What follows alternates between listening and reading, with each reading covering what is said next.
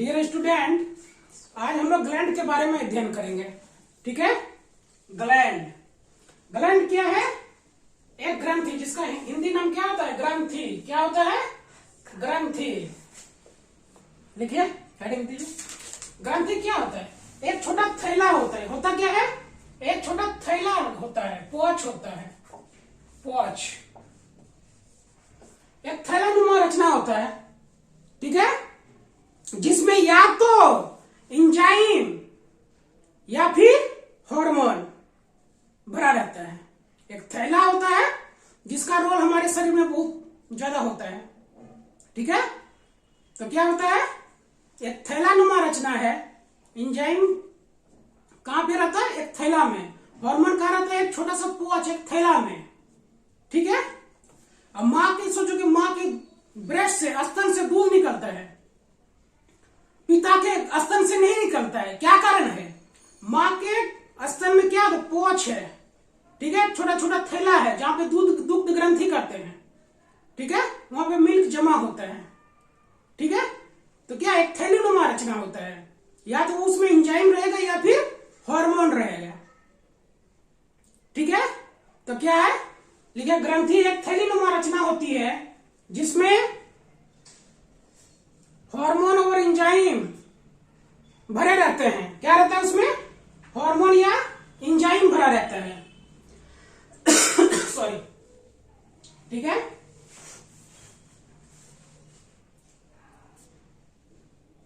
ठीक है, ये हार्मोन या एंजाइम जो होते हैं, ठीक है, ये थैली है, इसको मुख्यतः 3 भागों में बांट के देखा गया है।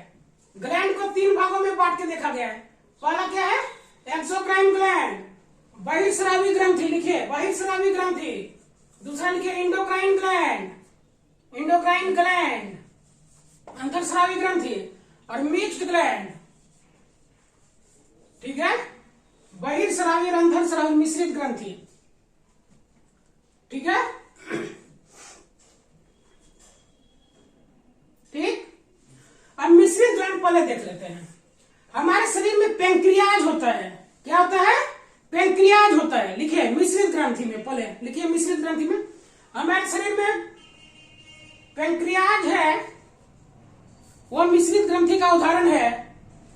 पेंक्रियाज क्या होता है? उससे इंसुलिन और ग्लूकागोन नामक हार्मोन स्रावित होता है।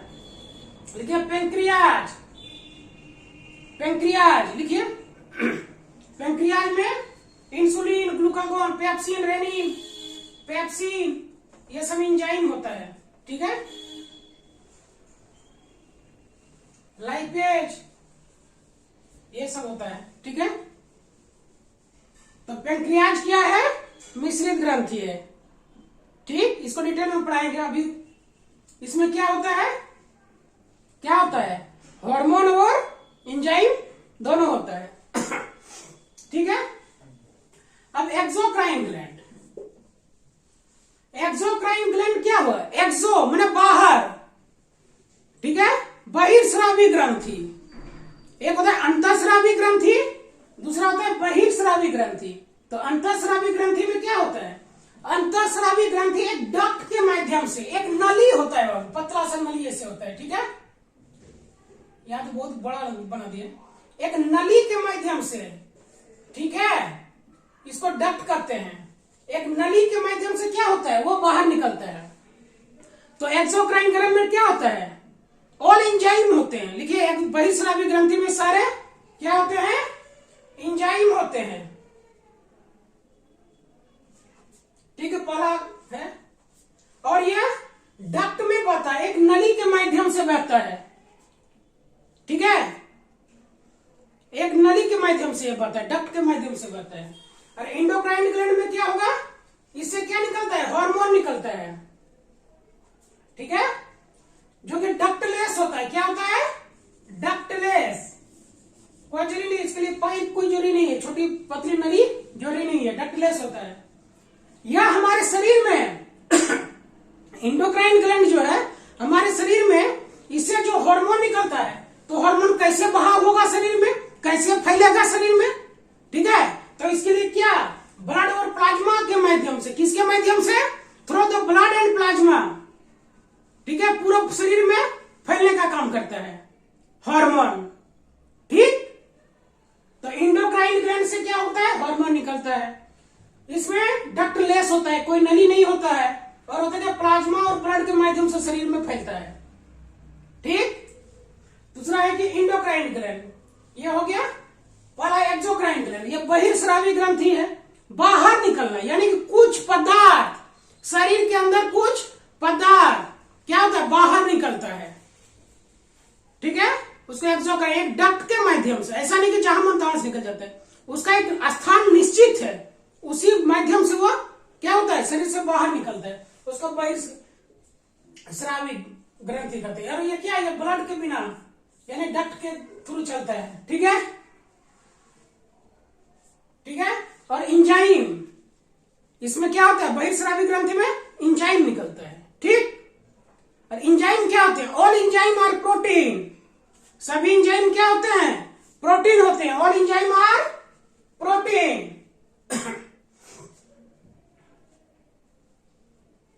ठीक है, सो ऑल इंजाइम आर क्या होते हैं, प्रोटीन होते हैं। हो गया, इधर समझाने के लिए थोड़ा सा इधर मैं मिटा देता हूं अभी से। अब हम लोग एक एक करके बात करेंगे इंडोक्राइन और एक्सोक्राइन ग्लैंड के बारे में।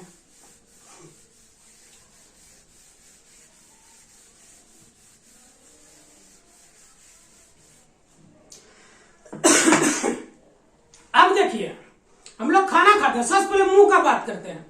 मुंह के अंदर क्या है, लार। जब कोई पदार्थ देखते हैं या कोई छोटा बच्चा देखते हैं, कोई खाना के पहले क्या होता है, पूरा ग्लैंड खुल जाता है, ग्रंथि खुल जाता है और लार से भर जाता है। मिठाई देखते देखते मन में क्या लालच आ जाता है ना।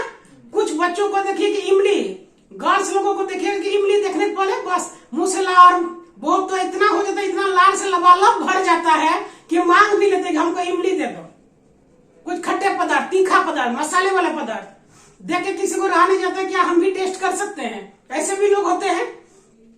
तो जो हम लोग खाना खाते हैं, क्या करते हैं, खाना खाते हैं तो वहां से जो लार निकलता है, थूक लार क्या करता है, उसको चिपचिपा पदार्थ बना देता है खाना को, ताकि निकलने में आसान हो जाए, पेट में चला जाए, छोटे छोटे भागों में तोड़ देता है।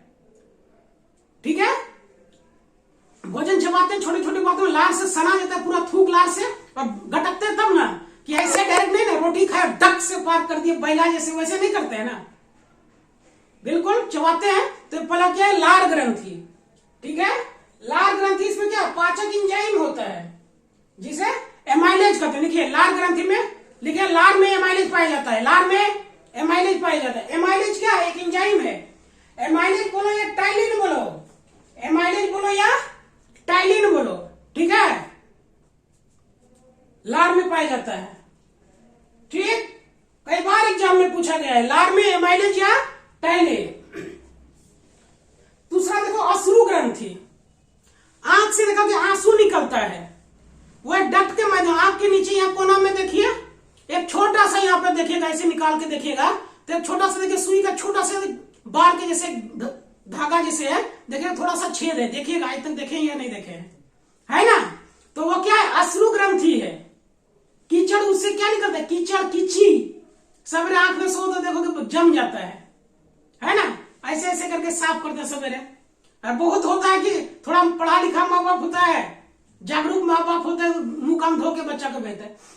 नहीं तो हम लोग बचपन में गांव में पढ़ते थे, कोई बच्चा सूख ना मुंह भी नहीं धोया, ठीक है, और झोला बोरी लिया, एक सीमेंट का बोरी होता था, ठीक है, और झोली लिया और बस उठ के चले गए ट्यूशन में, मास्टर जी आ गए हैं, लेट होने से मार खाते थे।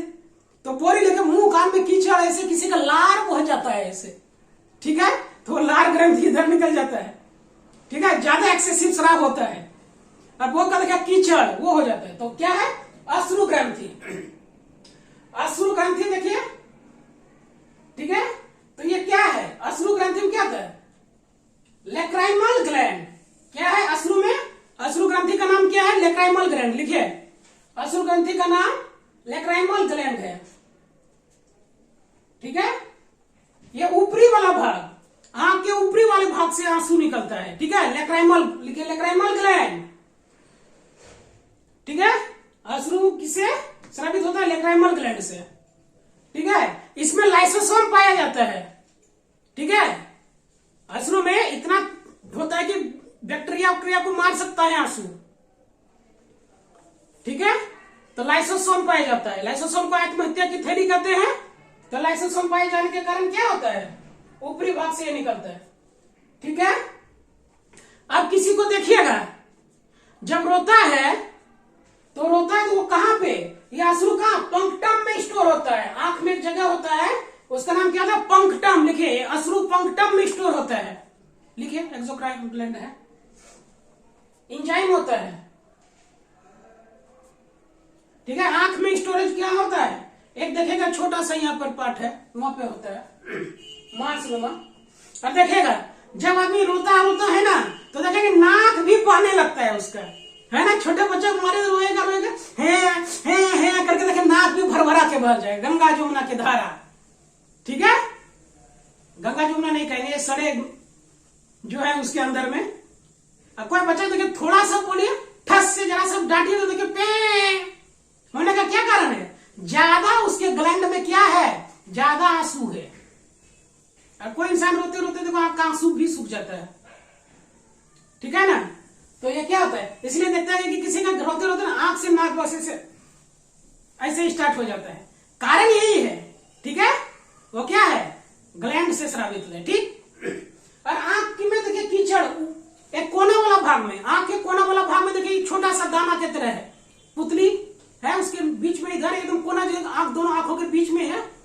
ठीक है, तो वो क्या है, उससे आंख का कीचड़ निकलता है। मीबोमियन ग्लैंड, देखिए मीबोमियन ग्लैंड से, मीबोमियन ग्लैंड से आंख से कीचड़ निकलता है। ठीक,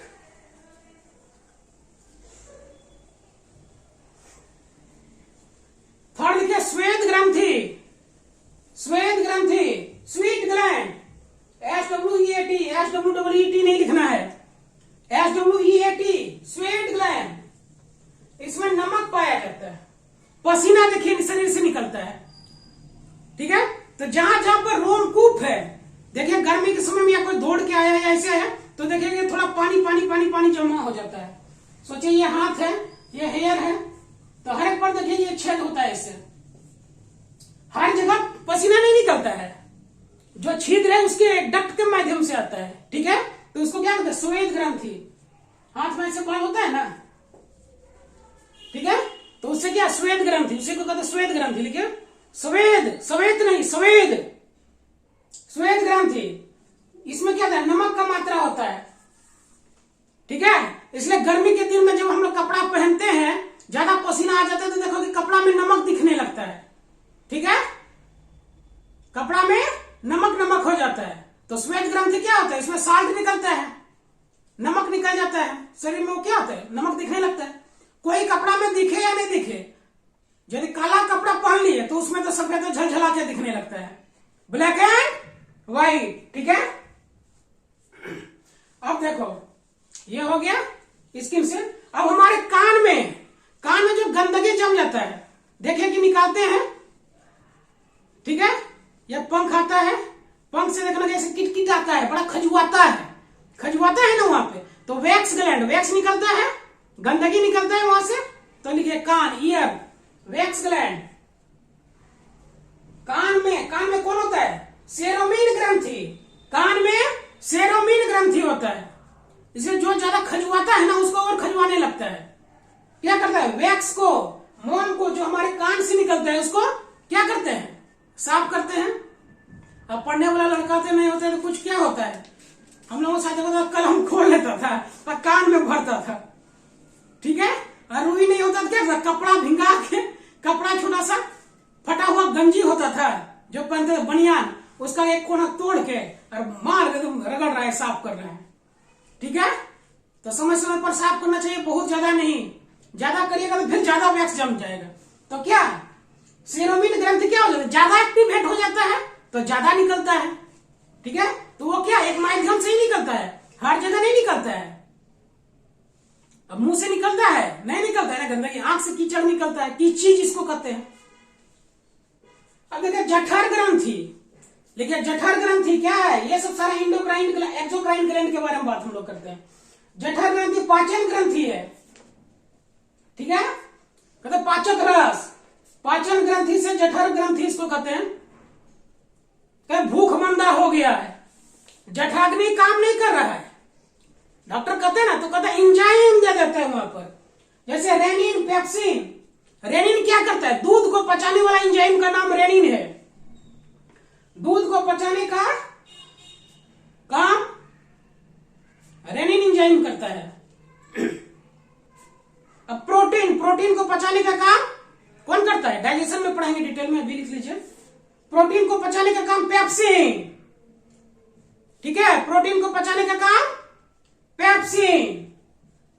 और जठर अग्नि से रेनिन और पेप्सिन, ये सब इंजाइम, ठीक है। अब डॉक्टर कहता है कि खा लिया चल चला के, ठीक है, अब इंजाइम नहीं बन रहा है शरीर में, खूब खाया, पूरा तेल मसाला वाला एकदम दमच के खा के डम डमाडम पेट कर लिया, और इधर कहता धुआं ढकार दे रहा है, पेट फूला फूला लग रहा है डॉक्टर। तो डॉक्टर साहब क्या करते हैं कि थोड़ा सा सिंपल खाना खाइए, डाइजिन दे देते हैं, डाइबॉल दे देते हैं। उसमें भी कहता है कि नहीं, सही से पच नहीं रहा है, पेट भुटभुटिया पेट बन जाता है, मतलब पेट गोरगोराता है, कहता है ना। तो यही कारण है, क्या होता है, जठर अग्नि काम सही से नहीं करता है। तो डॉक्टर साहब वहां पे क्या लिख देते हैं, लिप 52, लिप 52, लीवर उसका ठीक हो जाए, एरिस्टोजाइम, बीटाजाइम, यूनिजाइम। जाइम क्या है? ये जाइम इंजाइम है। जाइम क्या है? इंजाइम है, जो कि आपको भोजन को पचाने का काम करता है, ठीक। तो एरिस्टोजाइम, बीटाजाइम और एक लिप 52, लिप 52 लिख देता है। गांव काट में लिप 52 लिख लो हो, ठीक है। अरे वो इंजाइम सिरप दिल को डॉक्टर वहां तो बहुत ठीक कर दो, बहुत बढ़िया डॉक्टर है, ठीक है। तो यानी शरीर का आपका इंजाइम सही से काम नहीं करता है, दैट्स व्हाई डॉक्टर कहते हैं चलो उसको एक्टिवेट करो, इंजाइम को एक्टिवेट करो। जो पेट भुटभुटाता था, गोरगोराता था, कहता सब खत्म हो गया, अब सब ठीक हो गया। कारण यही है क्या? ये जठर ग्रंथि। अब देखिए तेली ग्रंथि, तेली मतलब क्या होता है? तेल निकल, आयल ग्लैंड, लिखिए आयल ग्लैंड, सीबेसियस ग्लैंड इसको कहते हैं, आयल ग्लैंड। आयल ग्लैंड को सीबेसियस ग्लैंड कहते हैं, ठीक है। अब देखिएगा शरीर में किसी का कभी ठंडा का दिन आ गया, क्या करेगा? बाहर से बाप रे बाप क्या क्या सब बॉडी क्रीम लोशन, चेहरा का अलग लोशन, हाथ का अलग लोशन। अब कुछ समझ में नहीं आया आपकी स्किन को किस प्रकार का सूटेबल है। तेल आ रहा है, गया दुकान में यो होटो लेस लिया, थोड़ा देर बाद वो होटो लेस लिया, अरे एकदम गोर गोर हो गया, कहता पसीना बहुत आता है। कारण यही होता है ना। और थोड़ा दिन बाद इचिंग होने लगता है, रेडनेस हो जाता है, यानी सूटेबल नहीं है। ज्यादा तेल निकलता है तो बिल्कुल साफ सुथरा रखिए उसको, बार बार फेस को धोइए, ठीक है। ककड़ी, खीरा ये सब है, ये सब पदार्थ खाइए, गंदगी है शरीर में इसलिए। और ये क्या करता है? शरीर को नमी, मॉइस्चर, थोड़ा गुलगुला, देखने में साफ सुथरा लगता है। और जिसका तेली ग्रंथि सही से काम नहीं करता है तो चमड़ी को क्या खोरखोरा लगता है, खुरदुरा, रफ हो जाता है। तो तेली ग्रंथि से क्या निकलता है? तेल निकलता है। ठंडा में क्या होता है? सीबेसियस ग्लैंड जम जाता है, जिसके कारण शरीर उखड़ा हो जाता है। तो बॉडी लोशन क्या लगा लिया? बॉडी लोशन अलग अलग तरफ का घस लिया, ठीक है। तो क्या करना? पानी से साफ कर देना चाहिए। कोई धुंधिया को देखेगा नाक में बहुत ज्यादा खूब लसेगा, यहाँ पे बहुत बढ़िया, तो बहुत बढ़िया क्या होगा? दिक्कत कर देता है। वॉश करिए पानी से, जितना नेचुरल इंस्टांस लगाइए, खाइए पीजिए ठीक से, वो ठीक है, ठीक। तो तेली ग्रंथि का काम ये हो गया। अब म्यूकस ग्लैंड, लिखिए म्यूकस ग्लैंड, ये क्या है? इंडोक्राइन की एक्सोक्राइन? Exocrine, बहिर्स्रावी gland. अब देखो म्यूकस, अब मलाशय, जहां पर मल जमा होता है, जहां पर डाइजेशन के बाद मलाशय में मल जमा हो जाता है। सोचो कि ऐसे ऐसे पूरा जम के आया, यहाँ पे इस तरह होता है, ये एनस हो गया। तो यहाँ पर क्या होता है? माल जमा है खा पी के, और यदि किसी का यहाँ पे काम नहीं करेगा तो क्या होगा? म्यूकस सही नहीं है तो कहता है पेट में चिपक गया है भोजन, निकल नहीं रहा है, बड़ा जोर लगाना पड़ता है, कूदता है बाथरूम में जाके। बहुत आदमी को देखिएगा कि सिगरेट पिएगा, बीड़ी पिएगा, तब लेट्रिन होगा, हाय रे हाय कमाल कर दिया। तो क्या होता है? उसका म्यूकस ग्लैंड सही से काम नहीं कर रहा है। खाना भी खा रहे हैं, शरीर में म्यूकस निकलता है, चिपचिपा गया मुंह से, लार, सलाइवा, म्यूकस चिपचिपा कर देता है भोजन को निकलने में, आसान होता है, तो वहां पे यह काम करता है। और लिखिए सबसे बड़ा बहिर्स्रावी ग्रंथि जिगर है। लिखिए अगला म्यूकस ग्लैंड के बाद लिखिए जिगर, बहुत बड़ा रोल है हमारे शरीर में। लीवर, ठीक है, लीवर मीन्स जिगर या यकृत कहते हैं। यकृत सबसे बड़ा बहिर्स्रावी ग्रंथि है, सबसे बड़ा ग्रंथि है। लेकिन लीवर खराब हो गया, कहता है ना कि लीवर खराब हो गया है मेरा। लिखिए लीवर सेल किसका बना होता है? हेपेटिक सेल का। लिखिए लीवर की कोशिकाएं हेपेटिक सेल का बना होता है। लीवर की कोशिकाएं हेपेटिक सेल का बना होता है, ठीक है, जिसके अंदर क्या फाइब्रिनोजेन, प्रोथ्रोम्बिन पाया जाता है, हेपेरिन पाया जाता है। अब देखो प्रोथ्रोम्बिन पढ़ाए थे ब्लड में, ठीक है, और क्या पढ़ाए थे? फाइब्रिनोजेन नामक प्रोटीन, है ना। ब्लड को क्या करता है? यदि कहीं से कट गया तो वहां से बहने लगता है, तो ज्यादा ब्लीडिंग नहीं होना चाहिए, तो फिर क्या करता है? ये प्रोथ्रोम्बिन और ये सब क्या आता है? खून को जमने में मदद करता है ये एंजाइम, ठीक है। अब शरीर के अंदर फिर खून तो बहना चाहिए, नहीं तो प्रोथ्रोम्बिन और फाइब्रिनोजेन ज्यादा मात्रा में हो गया तो शरीर में खून जमा देगा। तो शरीर में खून किसके कारण? हेपेरिन। लिखे हेपेरिन के कारण, हेपेरिन ब्लड जमने से हमारे शरीर में रोकता है। हेपेरिन ब्लड को जमने से, हेपेरिन ब्लड को जमने से हमारे शरीर में रोकता है। हेपेरिन ब्लड को जमने से हमारे शरीर में रोकता है, ठीक है। ठीक, एक होता है बिलिरुबिन। लिखिए बिलिरुबिन का निर्माण कौन करता है? सारा लीवर में होता है। हाँ, ये हेपेरिन का भी निर्माण होता है, बिलिरुबिन का निर्माण होता है, ठीक है, बिलिरुबिन का निर्माण। तो देखिए अब पेशाब हम लोग करते हैं, पैखाना करते हैं ना, तो देखिए पीला निकलता है, तो क्या होगा? बिलिरुबिन का निर्माण करता है, ठीक है। तो ज्यादा मात्रा में निर्माण होना नहीं चाहिए, नहीं तो क्या हो जाता है? कहते हैं जॉन्डिस पकड़ गया, पीलिया, हेपेटाइटिस ए इसको कहते हैं, पीलिया। लेकिन बिलिरुबिन की अधिक मात्रा में होने के कारण, शरीर में बिलिरुबिन की मात्रा बढ़ने के कारण पीलिया हो जाता है, हेपेटाइटिस ए कहते हैं। बाद में यही फिर ट्रांसफर होकर हेपेटाइटिस बी, जो कि जान को खतरा हो जाता है, ठीक। बिलिरुबिन, अब पेशाब या मल का पीलापन का कारण लिख लो, पीला रंग पेशाब या मल का बिलिरुबिन के कारण होता है। लिखिए बहुत पूछा है बाबू, ये यही बिलिरुबिन बड़ी काम करता है,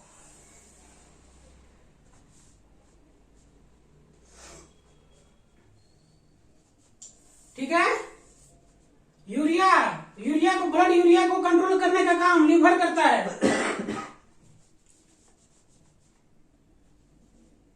ठीक है। लिखिए अब भ्रूण में आरबीसी का निर्माण लीवर में होता है। लिखिए भ्रूण में, इंद्रियों में, जब तक मां के पेट में बच्चा है, मां के पेट से, ठीक है, जब तक पेट नहीं कहेंगे, यूटेरस कहेंगे, मां की गर्भ से जब तक बच्चा बाहर नहीं निकलता है, तो आरबीसी का निर्माण कहां पे होता है? प्लीहा, स्प्लीन में। स्प्लीन में बच्चों में कहां होता है? स्प्लीन, प्लीहा, सॉरी लीवर में, लीवर सेल में होता है। तो बच्चे का कहां है? 3 लेयर चमड़ी का होता है, यूं समझिए, ये चमड़ी है, ये 3 लेयर समझिए, एपिडर्मिस, मेसोडर्मिस और एंडोडर्म। तो मेसोडर्म वाले भाग में कहां पे होता है? मेसोडर्म वाले भाग में। लेकिन भ्रूण में मेसोडर्म में ब्लड बनता है, भ्रूण में मेसोडर्म में ब्लड बनता है। 3 लेयर चमड़ी का, तो एपिडर्मिस बाहर वाला, जहां देखिए बालून है, ठीक है, ठीक, तो वो भी काम करता है। और ये कहां? लीवर दाहिनी भाग में। कहां होता है? दाहिनी भाग में, सबसे बड़ी ग्रंथि है, ठीक है। ये क्या करता है? स्वतः ठीक हो जाता है। और देखिए, कोई यदि जहर खा लिया है या दारू, नशा, नशेड़ी, गंजेड़ी जो पीता है, जो टॉक्सिक सब्सटेंस हम लोग शरीर के अंदर लेते हैं, जो टॉक्सिक सब्सटेंस हम लोग शरीर के अंदर जो लेते हैं, उसको कंट्रोल करने वाला कौन हो? Kupffer cell. लिखिए, Kupffer cell. Kupffer cell, Kupffer या कूपर दोनों लिखा रहता है। कूफर सेल हमारे शरीर में आने वाले जहर को, टॉक्सिक सब्सटेंस को, विषैले पदार्थ को नष्ट कर देता है। ठीक है। वही देखिएगा, किसी को जहर देकर मार दिया जाता है या ज्यादा मात्रा में नशा कर लेता है तो क्या होता है? उसका कूफर सेल क्या होता है? डिस्ट्रॉय हो जाता है, उसे लड़ने की क्षमता खत्म हो जाती है। कूफर सेल खत्म हो गया, हरा रंग हो जाता है। तो जैसे ही लीवर का वहां पे डॉक्टर चेक करता है, देखता है तो हरियर हो गया है, मैंने काम करना बंद। ठीक है, काम करना बंद कर दिया तो कूफर सेल क्या करता है? ये हरा रंग का पदार्थ निकलता है। ठीक है, इससे पता चल जाता है। इसलिए नहीं कहता है कि पोस्टमार्टम डॉक्टर करेगा, अब जहर खाया है कि क्या खाया है, तो उसे देख करके ये पता कर देता है। ठीक है, तो कूफर सेल नष्ट हो जाता है किससे? ज्यादा मात्रा में टॉक्सिक सब्सटेंस लेने से। पान मसाला ये सब, दारू उरू ज्यादा पीता है, गंजड़ी, नशेड़ी, पब वाला, सबको नशा का लत बहुत खराब हो गया अभी युवा में। ठीक है, आज क्या पढ़े हम लोग? एक्सोक्राइन ग्लैंड, एक्सो बहिर्स्रावी ग्रंथि, एक्सोक्राइन ग्लैंड, इंडोक्राइन, एक्सोक्राइन और क्या था? Mix gland. ठीक है, तो आज हम लोग एक्सोक्राइन ग्लैंड पढ़े, फिर हम लोग बात करेंगे नेक्स्ट सेशन में इंडोक्राइन ग्लैंड का। ठीक है, आज के लिए बस इतना ही। जय हिंद।